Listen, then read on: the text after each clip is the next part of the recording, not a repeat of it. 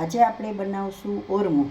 તો એના માટે મેં આ ઘઉંના ખડા આવે લીધેલા છે 1 કપ.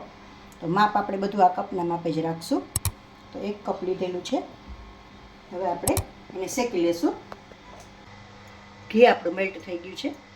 તો આમાં આપણે ઘઉંના ખડા એડ કરી દઈશું અને શેકી લઈશું. આપણે આમાં કુકરમાં જ બનાવશું. થોડા સિંગદાણા અને થોડી કિસમિસ એડ કરું ને 1/4 કપ ખાંડ લીધેલી છે મેં. બધું સાથે જ એડ કરી દઈશું. આપણે જોઈ લેશું.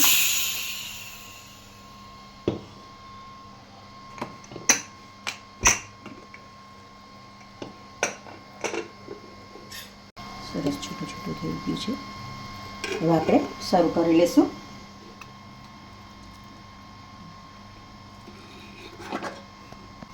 તો તૈયાર છે આપણું ઓરમું. જો મિત્રો તમને મારી આ રેસીપી પસંદ આવી હોય તો લાઈક કરશો, કોમેન્ટ કરશો, તમારા મિત્રોમાં શેર કરશો.